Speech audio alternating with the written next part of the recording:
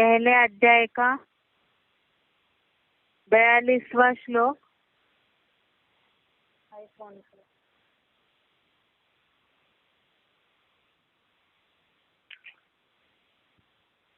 पहले अध्याय का 42वां श्लोक, अध्याय फर्स्ट, श्लोक नंबर 42।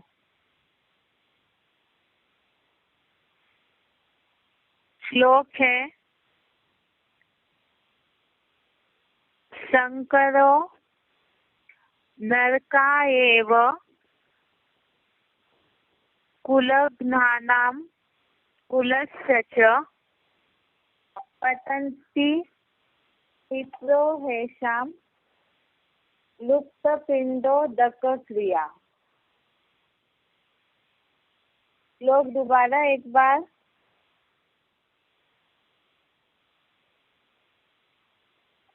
शंकरो नरकायेव कुलघ्नानां कुलस्य च पतन्ति पितरो हेषां लुप्तपिंडोदकक्रियाः। इसका संधि विच्छेद है, शंकरः नरकाय एव कुलघ्नानां कुलस्य च पतन्ति पितरः हि येषां लुप्तपिंडोदकक्रियाः। दोबारा एक बार संधि विच्छेद। शंकरः नरकाय एव कुलघ्नानां कुलस्य च पतन्ति पितरः हि येषां लुप्तपिंडोदकक्रियाः। इसका अर्थ देखते हैं एक बार। शंकरो अर्थात वर्ण संकर प्रजा, कुलस्य अर्थात कुल की, च अर्थात और, कुलघ्नानां अर्थात कुलनाशकों की, नरका एव अर्थात दुर्गति हेतु ही, नरका एव अर्थात दुर्गति हेतु ही है। ही अर्थात क्योंकि, येषां अर्थात इनके, पितरः अर्थात पितृगण, लुप्तपिंडोदकक्रियाः अर्थात श्रद्धा भाव की क्रिया के लुप्त होने से, पतन्ति अर्थात अधोगति पाते हैं। एक बार दोबारा देखते अर्थ को। शंकरो अर्थात वर्ण संकर प्रजा, कुलस्य च अर्थात कुल की, और कुलघ्नानां अर्थात कुलनाशकों की, नरका एव अर्थात दुर्गति हेतु ही है। ही येषां अर्थात क्योंकि इनके, पितरः अर्थात पितृगण, लुप्तपिंडोदकक्रियाः अर्थात श्रद्धा भाव की क्रिया के लुप्त होने से, पतन्ति अर्थात अधोगति पाते हैं। अर्थ है इसका, वर्ण संकर प्रजा कुल की और कुलनाशकों की दुर्गति हेतु ही है, क्योंकि इनके पितृगण श्रद्धा भाव की क्रिया के लुप्त होने से अधोगति पाते हैं।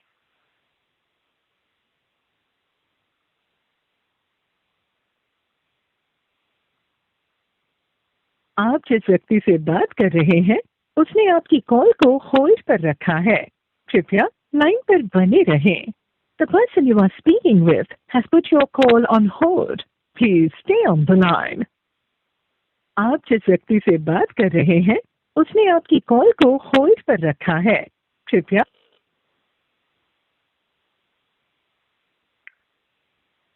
इसका अर्थ है वर्ण संकर प्रजा कुल की और कुल नाशकों की दुर्गति हेतु ही है, क्योंकि इनके पितृगण श्रद्धा भाव की क्रिया के लुप्त होने से अधोगति पाते हैं। जैसे ऊपर हम 2-3 श्लोकों में देखते आए, जो ये बात बताई है कि जहाँ कुल नाश हो जाता है तो वहाँ सारी धारणाएं भी नाश हो जाती है। जैसे कल के श्लोक में हमने देखा कि अधर्मों के फैलने से स्त्रियां प्रदूषित हो जाती है, और जहाँ भारतीय स्त्रियां दूषित हो जाती है, उनकी पवित्रता खंडित हो जाती है संग के रंग से या व्यभिचार से, तो उससे ही व्यभिचारी प्रजा उत्पन्न होती है, जिससे वर्ण संकर प्रजा बोला है। और ऐसी जो वर्ण संकर प्रजा है, जो अधर्मों के फैलने से, व्यभिचार के फैलने से या भारतीय या सनातन धर्म की जो धारणाएं है उनका नाश होने से जो प्रजा तैयार होती है वो वर्ण संकर प्रजा है, जिसके लिए बताया कि ऐसी प्रजा ये कुल और कुल नाशकों की दुर्गति हेतु ही है, क्योंकि इनके पितृगण श्रद्धा भाव की क्रिया के लुप्त होने से अधोगति पाते हैं। अर्थात ये ऐसे जो कुल नाशकों की दुर्गति हेतु प्रजा तैयार होती है, जन्म लेती है, तो उसके चलते ही उनके जो पितृगण है वो भी, पितृगण अर्थात जो पूर्वज है, वो भी उनके चलते अधोगति को पाते हैं। इसका एक बार क्लैरिफिकेशन सहित अर्थ देखते हैं। पशु तुल्य वर्ण संकर प्रजा कुल की और कुल नाशकों की दुर्गति हेतु ही होती है। जैसे ऊपर एक बात आई थी, धर्म भ्रष्ट वंशी यूरोपवासी यादवों की पैदाइश से, या तो इस्लामी क्रिश्चियन आदि अधर्मों के फैलने से। तो ये जो भी इस तरह से पवित्रता को मान्यता न देने वाले विधर्मी धर्म है, तो उनके व्यभिचारी गुणधर्म के कारण ही समाज प्रदूषित हो जाता है, और उसी के कारण वर्ण संकर प्रजा तैयार होती है, व्यभिचारी प्रजा तैयार होती है, जिसे पशुतुल्य प्रजा बोला है। अर्थात जैसे जानवरों में रिश्ते नातों का कोई भान नहीं होता है, मनुष्य को जो बुद्धि की दात मिली हुई है, तो और जो भी जातियां है तो उनमें पशुतुल्य होने के कारण, अर्थात जानवरों में जैसे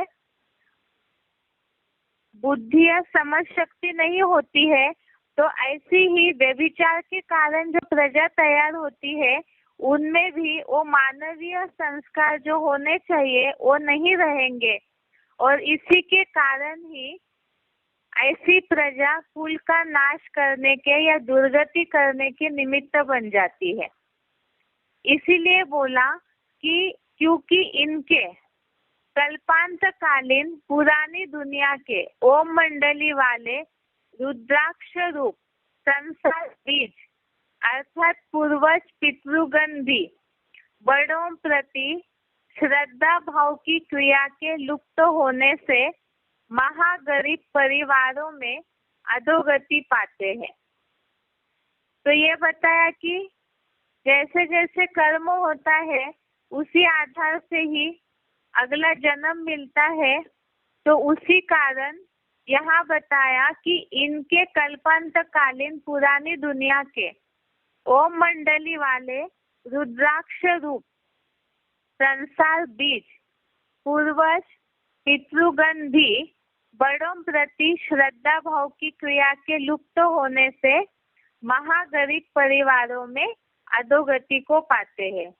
अर्थात ऐसे जो पूर्वज है, पितृगण है, तो वो भी महागरीब परिवारों में अधोगति पाते हैं, अर्थात ऐसे ऐसे परिवारों में जन्म लेते हैं। तो ये इस श्लोक का अर्थ है। एक बार इसका उच्चारण सुनते हैं।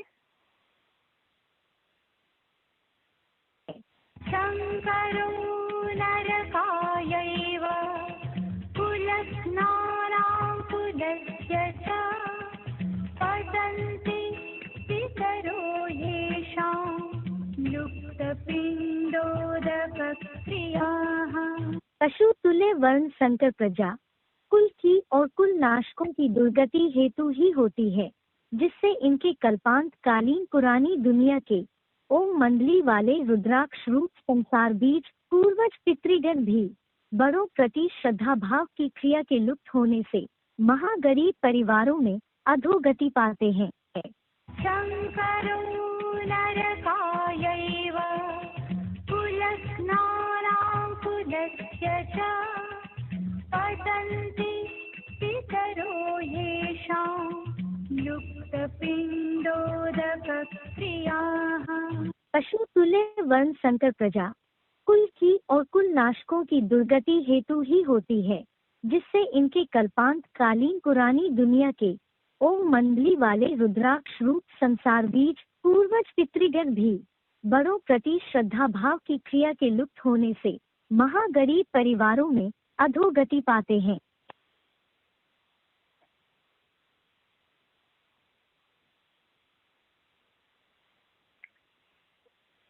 यह हो गया आज का श्लोक। अभी बेसिक कोर्स का टॉपिक देखते हैं। बेसिक कोर्स में हम अभी तक समझे हैं बुद्धि को सात्विक बनाने के लिए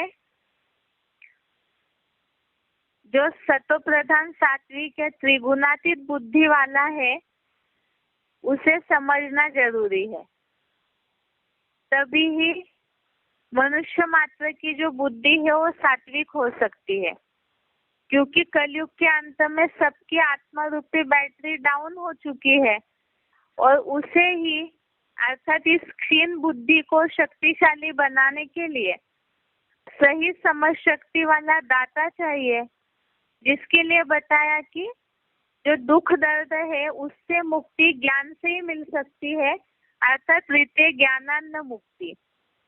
तो ढेर सारे मनुष्य मात्र है जो बताया कि असंख्य शाखाओं वाले संप्रदाय के असंख्य मते हैं, तो क्या उन सबसे रीते ज्ञानान्न मुक्ति हो सकती है?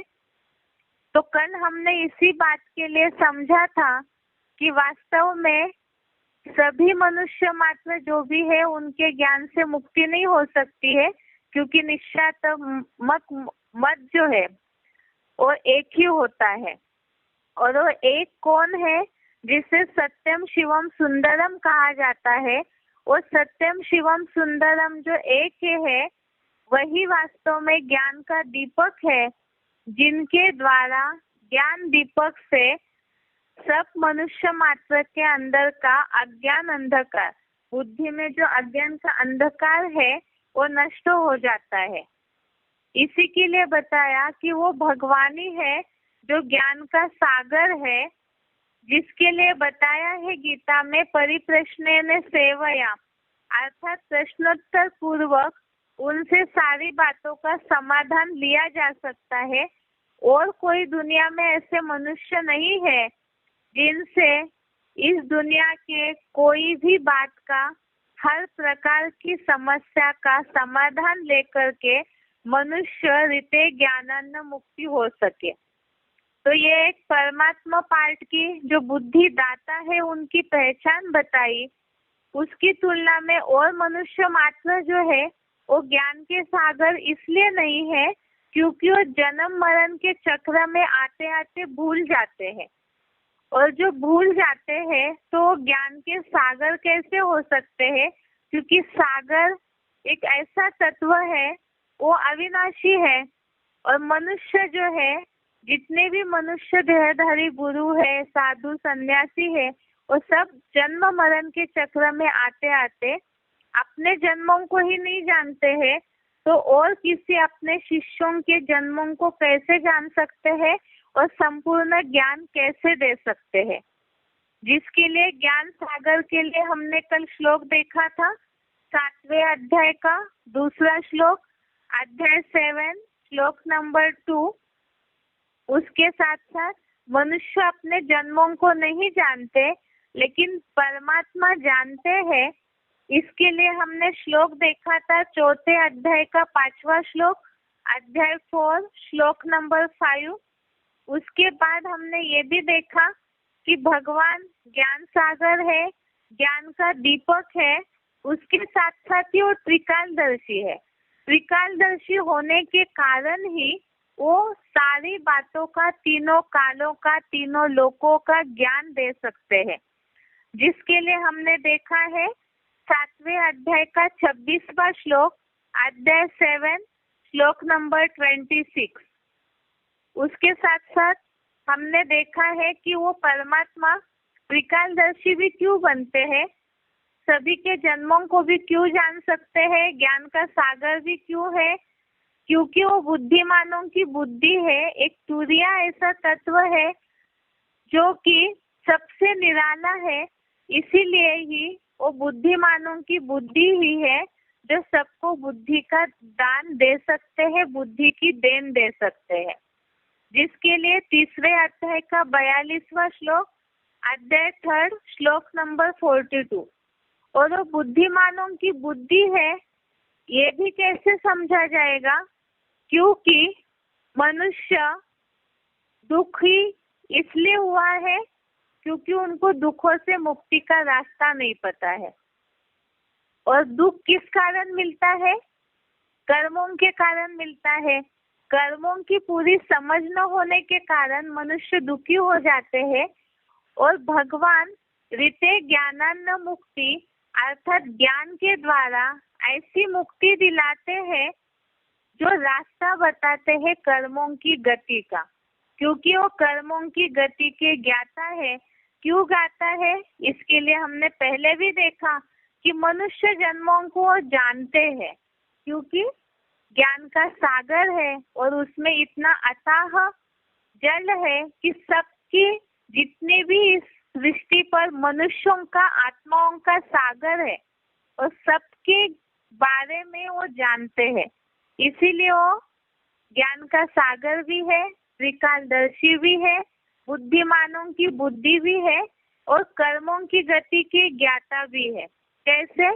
आज की दुनिया में हम अगर प्रैक्टिकल उदाहरण देखेंगे तो क्या कर्म करना चाहिए, क्या नहीं करना चाहिए, इसमें सारे ही लोग टकरा जाते हैं। जिसके लिए अगर उदाहरण देखें तो न्यायाधीश न्याय की सीट पर तो बैठे हुए हैं। जितने भी आज की दुनिया में कोर्ट कचहरियां चल रही है, जो भी न्याय के लिए न्याय का दरवाजा खटखटाते हैं तो किसी को भी न्याय नहीं मिल पा रहा है। वर्षों बीत जाते हैं चक्कर लगाते लगाते। अब न्याय लोग क्यों मांगते हैं? कर्मों के कारण ही। कर्मों में जो ऊपर नीचे पना होता है तो उसकी सजा, उसके लिए न्याय, इसी के चलते तो न्याय मांगा जाता है। और जो न्यायाधीश बैठे हुए हैं तो वो खुद भी इसमें चकरा जाते हैं, बड़े बड़े विद्वान भी चकरा जाते हैं। इसके लिए भी गीता में बताया हुआ है कि भगवान और मनुष्यों में क्या अंतर है। इसके लिए श्लोक देखते हैं।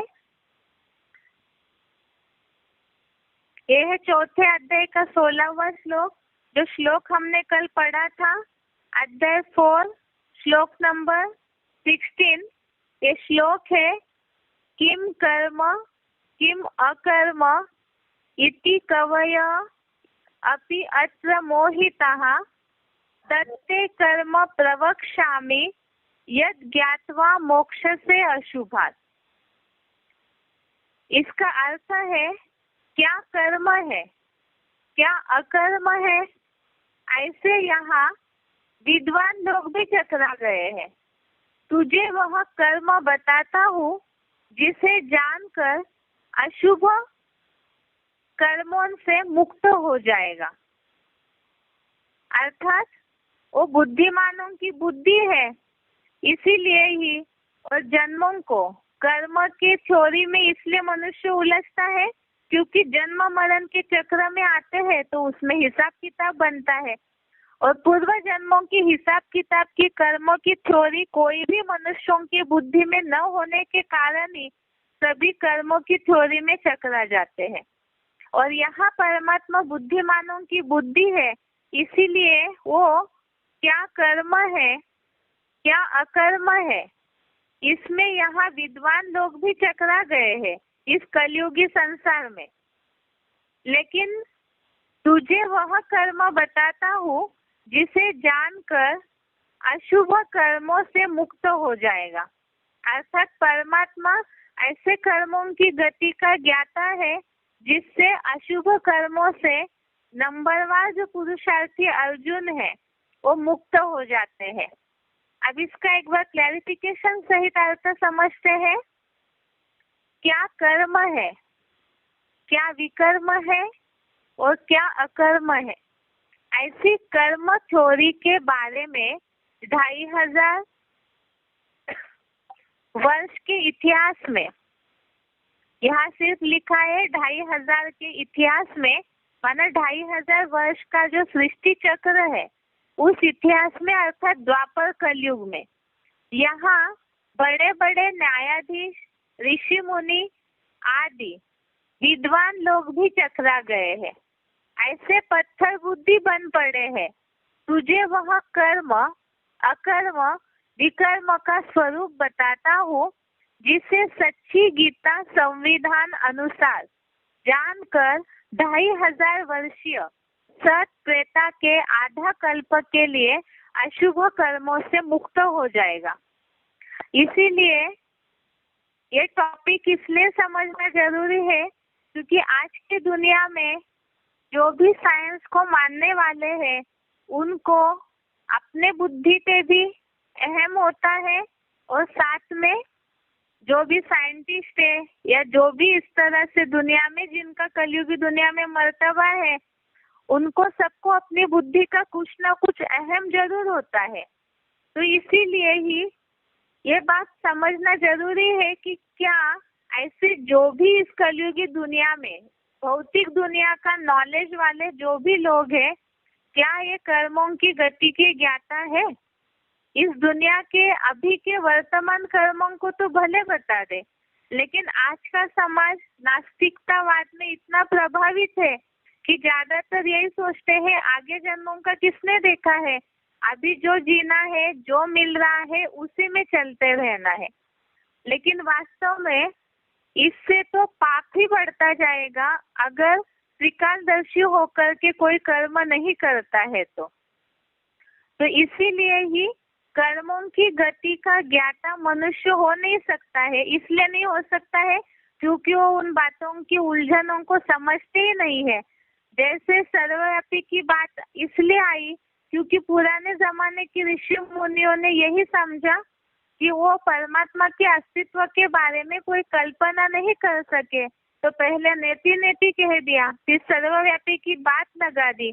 इसी तरह से कर्मों की गति, दुख सुख का कारण, इसका क्या राज है और न समझने के कारण ही लोग ये कहने लगे कि भविष्य भूत किसने देखा है, हम वर्तमान में जिएंगे। जो बात पता नहीं है तो उसको टालने के लिए लोग इस तरह जवाब देते हैं। लेकिन भगवान जो त्रिकालदर्शी है, ज्ञान का सागर है, वो कर्मों की सारी गति का ऐसा ज्ञान देते हैं जिससे अशुभ कर्मों से जो नंबरवार पुरुषार्थी अर्जुन है वो मुक्त हो जाते हैं पूरे 2500 साल के लिए। तो इसीलिए ही ये परमात्मा की पहचान की विशेषताएं बताई हुई है। अब आज हमें ये तो हो गया, अब तक हमने जो 2 दिन में समझा वो टॉपिक, आज हमें समझना है कि परमात्मा कर्मों की गति के ज्ञाता है तो क्या बताते हैं जिससे हम अपने कर्मों को समझ सकते हैं। सबसे पहले तो जिज्ञासुओं को इस बात पे विश्वास दिलाना जरूरी है कि परमात्मा बुद्धिमानों की बुद्धि है, जिसके लिए हमने ये सारी बातें समझी कि ज्ञान का दीपक है, त्रिकालदर्शी है, सबके जन्मों का ज्ञान देते हैं, कर्मों की थ्योरी को जानते हैं। अब ये बात अगर बुद्धि में आ जाएगी तो क्या कर्म ऐसे बताते हैं जिससे कि मनुष्य अशुभ कर्मों से मुक्त हो सकता है, जिसे हमें समझना है। तो एडवांस कोर्स के मुताबिक तो हम सभी इस बात को जानते हैं, जो मुरलियों में भी एक गीत आता है पुराना, जीना तेरी गली में मरना तेरी गली में, अर्थात जितना श्रीमत रूपी रास्ते पर चलेंगे तो उतना ही सुखी हो सकते हैं। जिसके लिए मुरली में भी ये बात आती है कि श्रीमत पर अगर चलते हैं तो रिस्पॉन्सिबल फिर शुभावा है। अब परमात्मा कर्मों की गति का ज्ञान देने के लिए ही ऐसी बुद्धि देते हैं।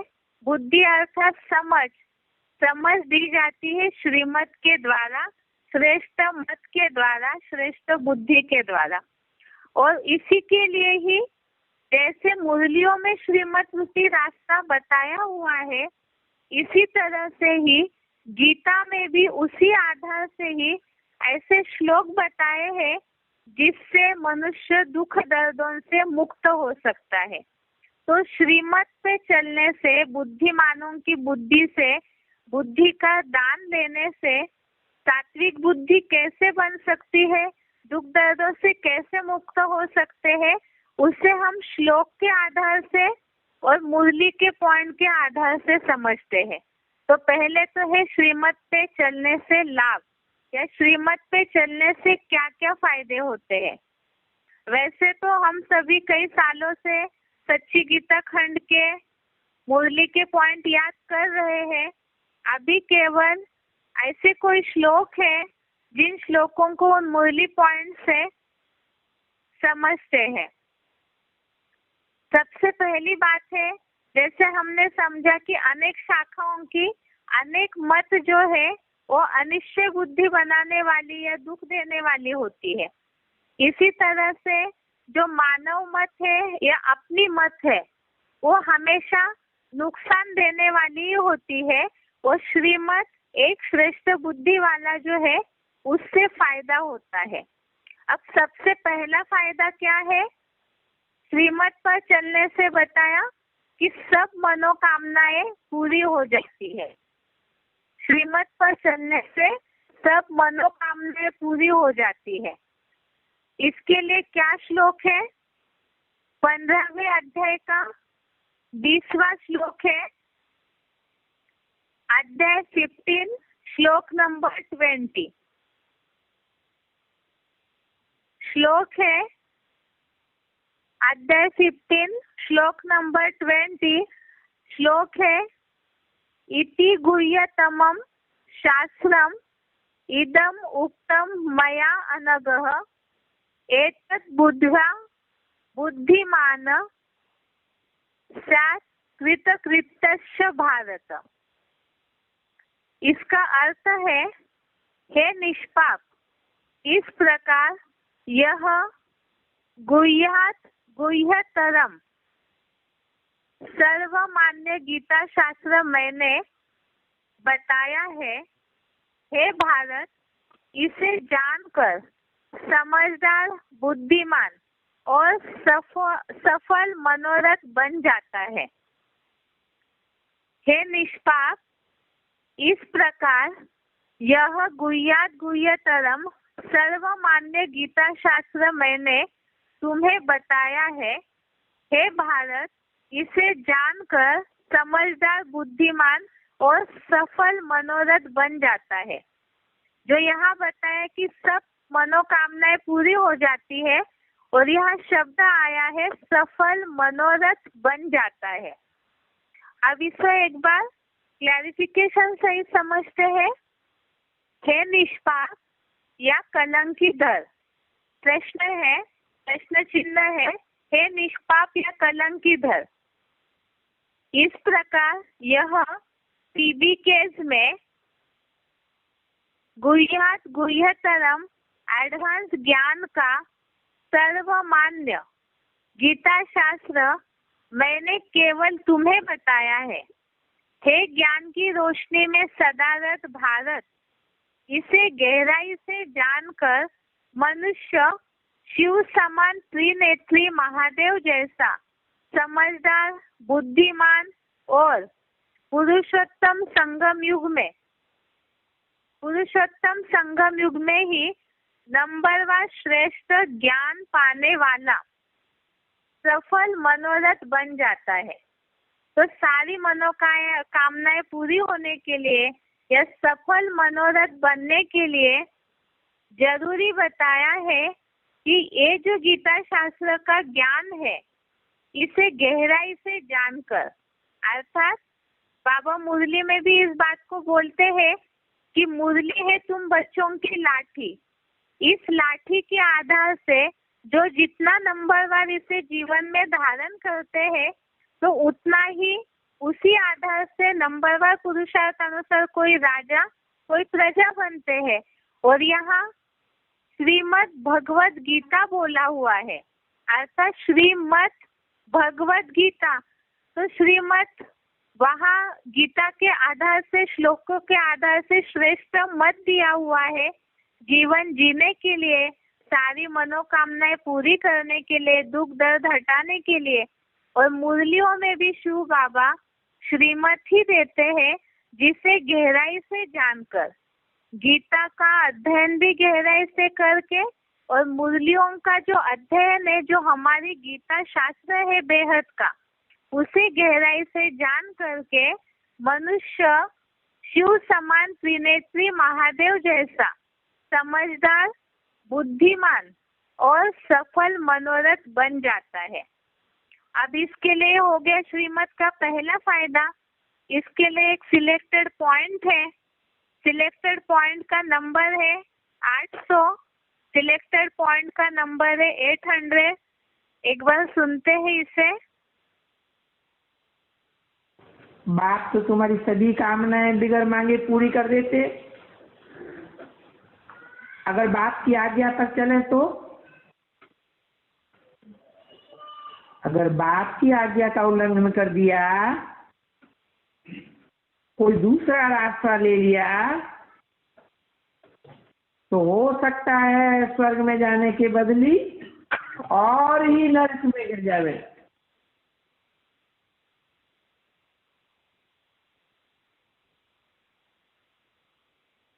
इसके आगे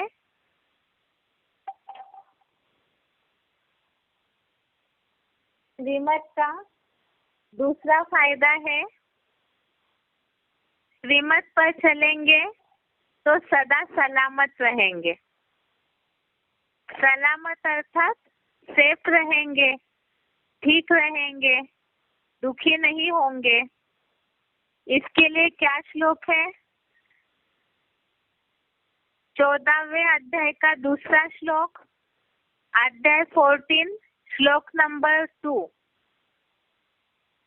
श्रीमत से दूसरा लाभ है, श्रीमत पर चलने से सदा सलामत रहेंगे।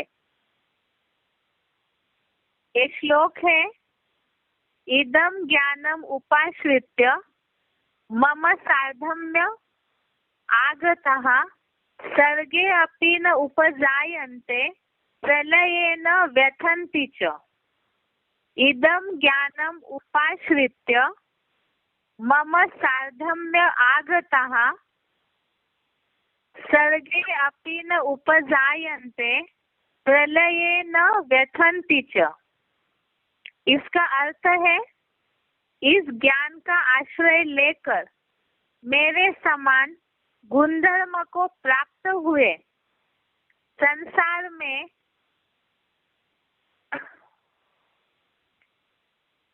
उत्पन्न नहीं होते और प्रलयांत में व्यथित नहीं होते। इसका एक बार क्लैरिफिकेशन सहित अर्थ देखते हैं। इस ज्ञान में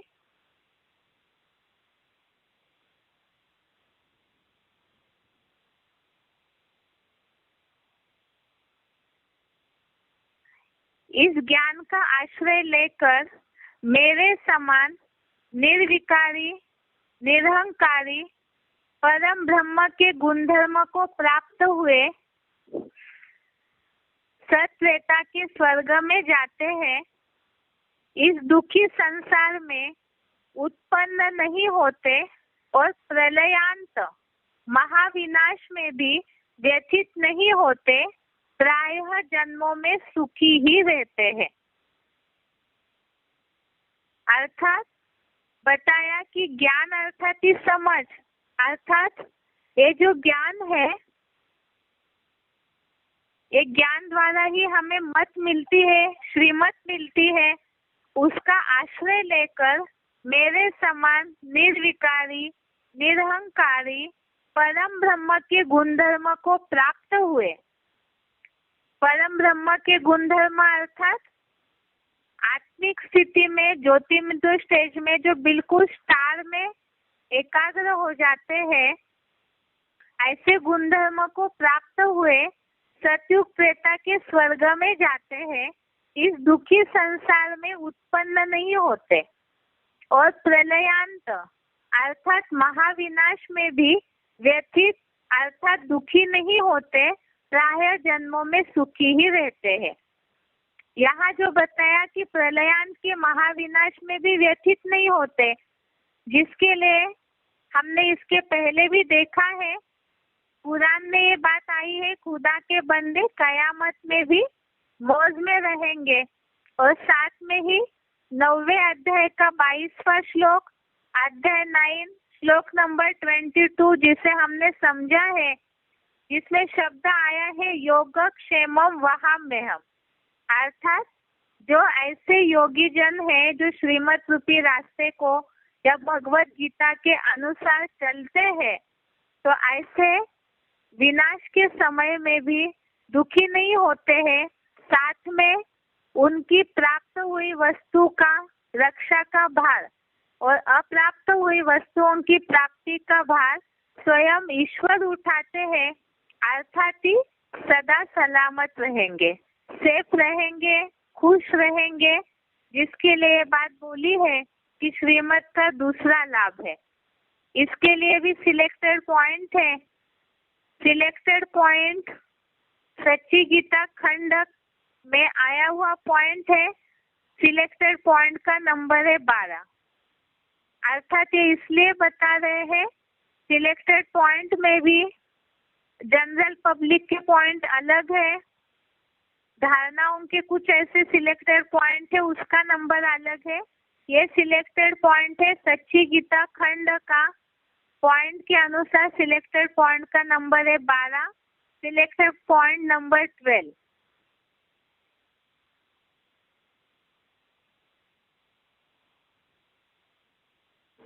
अभी बाप कहते हैं लाडले बच्चे मुझे याद करो, तो मैं तुमको नैनों पर बिठाए कर ले जाऊंगा। हे मेरे रूते नूरे रत्नों बच्चों, नूरे चश्म बच्चों, हमेशा तुमको प्यार किया जाता है ना, श्रीमत पर चलने से सदा तुम सलामत रहेंगे। सदा सलामत का अर्थ बहुत भारी है, कब तुमको चोट नहीं लगेगी, कोई तकलीफ नहीं होगी, इतना तुमको सदा सलामत बनाते हैं। भले दुनिया में विनाश बर्पा होता रहे, भूकंप आते रहे,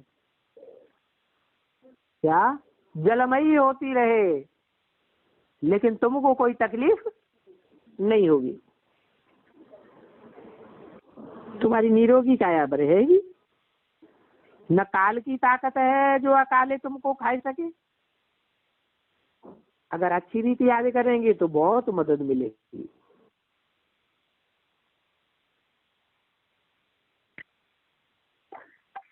इसके आगे अगला सिलेक्टेड पॉइंट है general public selected point number 41। इसके लिए पॉइंट है सेफ्टी का साधन है बाप दादा छत्र छाया में रहना। सेफ्टी का साधन है बाप दादा की छत्र छाया में रहना, बाप दादा से कंबाइंड रहना, छत्र छाया ही है श्रीमत। अव्यक्तवाणी तारीख 31/3/2007, अव्यक्तवाणी डेट 31 मार्च 2007।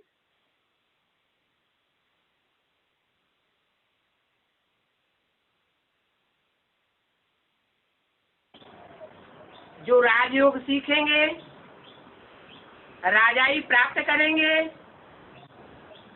उनकी सेफ्टी होगी। और जो राजयोग नहीं सीखेंगे, परमात्मा के दिए हुए ज्ञान की वैल्यू नहीं देंगे, सेफ्टी तो उनकी भी होगी, लेकिन उनकी होगी सेफ्टी जो सिर्फ संदेश ले लेते हैं, पुरुषार्थ नहीं करते, पूरी पढ़ाई नहीं पढ़ते। हाँ, जब आवाज निकलती है संसार में कि भगवान आया हुआ है, तो चल पड़ते, मानो मजबूरी के आधार पर चलते। राजाओं जैसा पुरुषार्थ करने की शक्ति नहीं है, तो ऐसी छोटी सी दुनिया में स्थापन करता हूँ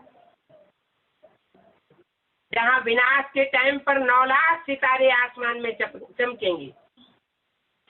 आसमान में चमकेंगे, वो जड़ सितारों की बात नहीं है,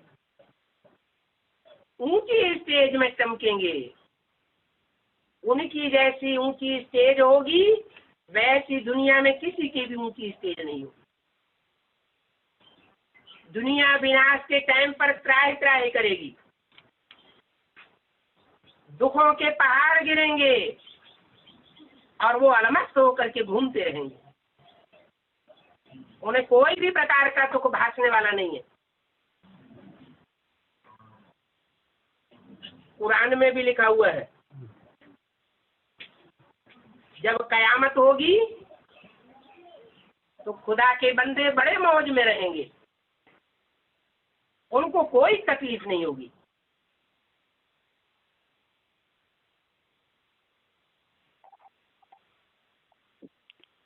आगे का पॉइंट है श्रीमत से फायदा, श्रीमत से लाभ का। तीसरा पॉइंट है दुखों से मुक्त होंगे। ये बात दुनिया वालों को समझाने के लिए एक बहुत अच्छी है कि और जो भी मनुष्य गुरु है वो कोई भी इस तरह की गारंटी नहीं देते हैं कि विनाश के समय में जहाँ सब दुनिया में त्राही त्राही हो रही होगी, तब ऐसे कोई भी मनुष्य जिनमें ऐसी बुद्धि नहीं है जो गारंटी दे कि सबको दुखों के, अति के दुखों के समय भी सेफ्टी देंगे या ऐसी कोई छत्र छाया देंगे। लेकिन परमात्मा जो बुद्धिमानों की बुद्धि है, तो उनके पास ही इस बात की गारंटी होती है कि वो श्रीमत अनुसार जो भी चलने वाले बच्चे हैं, या तो जो श्रीमत को, श्रीमद भगवत गीता के अनुसार जो अपने जीवन को ढालते हैं, तो उनके लिए गारंटी है कि महाविनाश के भय से भी मुक्त हो जाते हैं और केवल इसी जन्मों के लिए जीवन मुक्ति का अनुभव मिले ऐसे भी नहीं, तो 21 जन्मों के लिए भी स्वर्गीय सुख की गारंटी, और उसके साथ साथ ही उसी के आधार पर 63 जन्मों में भी, 63 जन्मों में भी नंबरवार जैसे यहाँ श्रीमत पर चलेंगे उसी अनुसार सुखों की प्राप्ति होती है। तो यहाँ श्रीमत का तीसरा फायदा देखते हैं, दुखों से मुक्त होंगे। इसके लिए श्लोक है 9वें अध्याय का पहला श्लोक, अध्याय 9, श्लोक नंबर 1। श्लोक है श्री भगवान उवाच इदं तु ते गुह्यतमं प्रवक्ष्यामि अनसूयवे ज्ञानं विज्ञान सहितं यत् ज्ञात्वा मोक्षसे अशुभात्। श्री भगवान उवाच इदं तु ते गुह्यतमं प्रवक्ष्यामि अनसूयवे ज्ञानं विज्ञानसहितं यत् ज्ञात्वा मोक्षस्य अशुभात्। अर्थात दोष न देखने वाले तुझको योग रूपी विशेष ज्ञान और विज्ञान सहित अत्यंत गुप्त इस ज्ञान को बताऊंगा, जिसको जानकर पाप दुख से मुक्त हो जाएगा। दोष न देखने वाले तुझको योग रूपी विशेष ज्ञान विज्ञान सहित अत्यंत गुप्त इस ज्ञान को बताऊंगा, जिसको जानकर पाप या दुख से मुक्त हो जाएगा। तो इसके लिए बताया कि ये ऐसा अत्यंत गुप्त ज्ञान जो विशेष ज्ञान और विज्ञान अर्थात ज्ञान और विशेष ज्ञान अर्थात याद, इसके आधार से ऐसा गुप्त ज्ञान बताते हैं जिस ज्ञान के आधार से पाप या दुख से मुक्त हो जाते हैं। इसे एक बार क्लैरिफिकेशन सहित पढ़ते हैं। दैवी गुणों में दोष न देखने वाले तुझको योग रूपी विशेष ज्ञान और विज्ञान सहित बीके के बेसिक ज्ञान से भी अत्यंत गुप्त इस एडवांस ज्ञान को बताऊंगा, जिसको जानकर पाप या दुख से 2500 वर्ष के स्वर्ग में मुक्त हो जाएगा।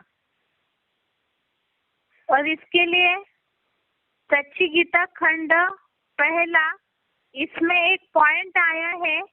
अव्यक्तवाणी की तारीख है 29/5/77। अव्यक्तवाणी डेट है 29 मई 77। ये पॉइंट है, अगर श्रीमत पर कदम होगा तो कभी भी अपना मन असंतुष्ट नहीं होगा, मन में किसी प्रकार की हलचल नहीं होगी। स्वतः श्रीमत पर चलने से नेचुरल खुशी रहेगी। मनमत पर चलने वाले के मन में हलचल होगी। श्रीमत पर चलने वाला सदा हल्का और खुश होगा। यहाँ श्लोक में बात आई है कि अत्यंत गुप्त इस एडवांस ज्ञान को बताऊंगा, जिसको जानकर अर्थात उस ज्ञान पे चलकर उस मत पे चलकर पाप या दुख से 2500 वर्ष के स्वर्ग में मुक्त हो जाएगा। और यहाँ पॉइंट बताया है कि अगर श्रीमत पर कदम होगा तो नेचुरल खुशी रहेगी। श्रीमत पर चलने वाला सदा हल्का और खुश होगा। अव्यक्तवाणी की तारीख है 29 मई 77। ये पॉइंट सच्ची गीता खंड 1 में से लिया हुआ है। अब इसके लिए सिलेक्टेड पॉइंट सुनते हैं। सिलेक्टेड पॉइंट का नंबर है 95। सिलेक्टेड पॉइंट नंबर है 95। 63 जन्मों में जब अच्छे कर्म किए हैं, अच्छा संग किया है, तो अवस्था न चाहते हुए भी अच्छी हो जाती है। और 63 जन्मों में जब बुरे बुरे कर्म किए, कुसंग किया है, वो रील जब घूमती है तो कितना भी हम कोशिश करें, कितना भी पुरुषार्थ करें, लेकिन अवस्था अच्छी नहीं बनती, चाह के भी नहीं बनती है। और दृढ़ता से लगातार पुरुषार्थ करते रहे कि सदा एक जैसी अवस्था कभी किसी की रहती नहीं। सदा एक सा समय किसी का सुना और नहीं देखा है क्या? कोई 84 जन्मों में लगातार दुखी ही दुखी रहे, ऐसे हो नहीं सकता। हर एक आत्मा सुख भी लेती है और दुख भी लेती है, लेकिन शूटिंग यहाँ करती है संगम युग में। कोई 82 जन्म भी सुख लेती है, तो ऐसी 82-83 जन्म सुख में रहने वाली आत्मा ऐसा कौन सा पुरुषार्थ करती है? कहेंगे जरूर श्रीमत के अनुकूल पुरुषार्थ करती है। श्रीमत को पहचानती हैं। श्रीमत प्राप्त करने के लिए उन्होंने बाप की पढ़ाई पर पूरा ध्यान दिया है शुरू से। बाप की श्रीमत ही बाप की पढ़ाई है। श्रीमत के महत्व को जानती है,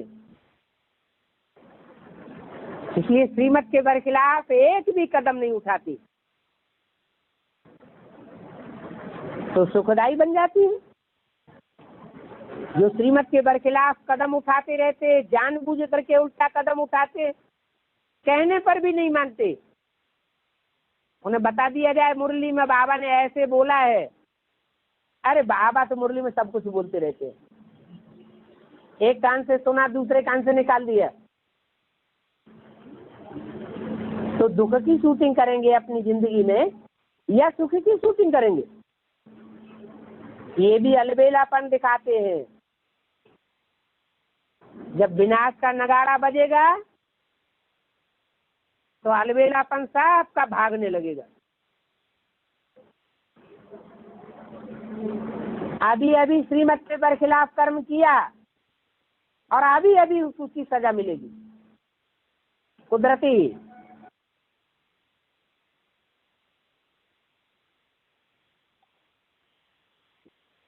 अगला पॉइंट है, सिलेक्टेड पॉइंट का नंबर है 296, सिलेक्टेड पॉइंट का नंबर है 296।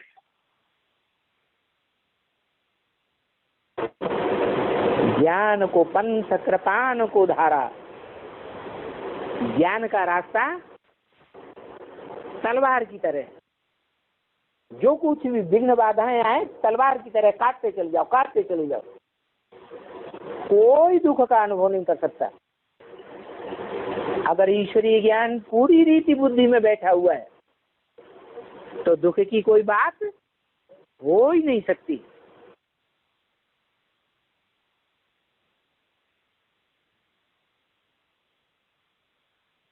इसके बाद अगला श्रीमत का लाभ है परम पद, देवता पद पाएंगे। तो ये तो ज्ञान में चलने वाले सभी ब्राह्मणों का लक्ष्य है, जिसके लिए बताया हुआ है कि जितना जितना श्रीमत रूपी रास्ते पर चलते हैं, उतना हमारा जो एम ऑब्जेक्ट है देवता पद पाने का, तो उतना ही नंबरवार देवत्व पद को प्राप्त करते हैं। तो इसके लिए गीता में भी श्लोक आया हुआ है, 14वें अध्याय का पहला श्लोक, अध्याय 14 श्लोक नंबर 1। ये श्रीमत का चौथा फायदा है परम पद अर्थात देवत्व पद की प्राप्ति। श्लोक है, श्री भगवान उवाच परम भूयः प्रवक्ष्यामि ज्ञानानां ज्ञानम उत्तमम यत् ज्ञात्वा मुनयः सर्वे पराम सिद्धिम इत गताः। श्री भगवान उवाच परम भूयः प्रवक्ष्यामि ज्ञानानां ज्ञानम उत्तमम यद् ज्ञात्वा मुनयः सर्वे पराम सिद्धिम इतः गताः। इसका अर्थ है पुनः सब ज्ञानों से परम श्रेष्ठ परम ब्रह्म ज्ञान बताता हूँ, जिसे जानकर सब मुनिजन इस नरक से परम सिद्धि रूप वैकुंठ धाम गए थे। पुनः सब ज्ञानों से परम श्रेष्ठ परम ब्रह्म ज्ञान बताता हूँ, जिसे जानकर सब मुनिजन इस नरक से परम सिद्धि रूप वैकुंठ धाम गए थे। अर्थात परम सिद्धि रूप वैकुंठ धाम गए थे, अर्थात ही ऐसी सिद्धि श्रेष्ठ सिद्धि को प्राप्त करके स्वर्ग में गए थे, अर्थात ही स्वर्ग में देवताएं रहते हैं जो देवता पद की प्राप्ति किए थे। इसे एक बार क्लैरिफिकेशन सहित समझते हैं। पुनः विधर्मी ब्राह्मणों की 7 कुरियों से बने सब ज्ञानों से परम श्रेष्ठ पहली ब्राह्मण कुरी का परम ब्रह्म परमेश्वरी ज्ञान बताता हूँ, जिसे जानकर पूर्व कल्प में भी सब मनन चिंतनशील ऋषि मुनि जन इस नरक से जीते जी परम सिद्धि रूप विष्णु लोकीय वैकुंठ धाम गए थे। अर्थात यहाँ जो बात आई है 7 विधर्मी ब्राह्मणों की कुरियों से भी बने सब ज्ञानों से भी परम श्रेष्ठ ज्ञान, जिसके लिए हमने कल 2 श्लोक देखे थे कि और जो भी मनुष्य मात्र है उनका ज्ञान सागर जैसा नहीं है। जो दूसरे अध्याय का 46वां श्लोक देखा था, अध्याय 2 श्लोक नंबर 46 और अध्याय 2 श्लोक नंबर 70, दूसरे अध्याय का 70वां श्लोक जिसमें ये बात आई थी कि परमात्मा का जो सागर वाला ज्ञान है उसे प्राप्त करने के बाद और कोई भी गड्ढे गडीचियों में उस ज्ञान जल की कोई प्रयोजन ही नहीं रहता है। अर्थात परमात्मा का ज्ञान मिलने के बाद और कोई वेद शास्त्रों का ज्ञान लेने की, कोई भी मनुष्य मात्र का ज्ञान लेने की आवश्यकता ही नहीं रहेगी। और ऐसे सागर को प्राप्त होने के बाद जो शांति को पाता है, तो इसी तरह से यहाँ भी जो भी ऐसे कम कला वाले, कम कुरियों वाले नारायणों का ज्ञान है, विधर्मी ब्राह्मणों का जो ज्ञान है वो तो सीमित ज्ञान है, क्योंकि वो ऑलराउंडर पाठधारी नहीं है।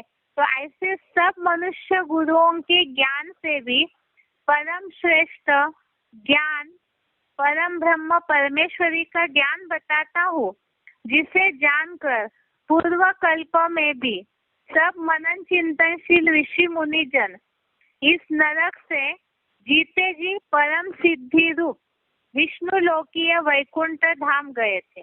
अर्थात जो भी ज्ञान का मनन चिंतन करने वाले हैं, जिसे हमने अभी पहले पढ़ा कि जो इस ज्ञान को गहराई से समझते हैं, मनन चिंतन करते हैं, तो उस रास्ते पर, श्रीमत रूपी रास्ते पर जरूर चलेंगे।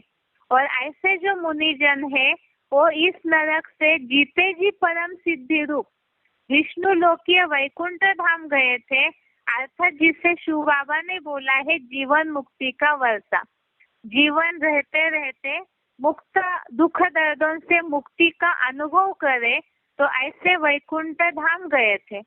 अब इसके लिए मुरली में क्या बात आई है, मुरली सच्ची गीता खंड में पॉइंट आया है श्रीमत से लाभ में मुरली तारीख है 7 अप्रैल 73, 7 अप्रैल 73।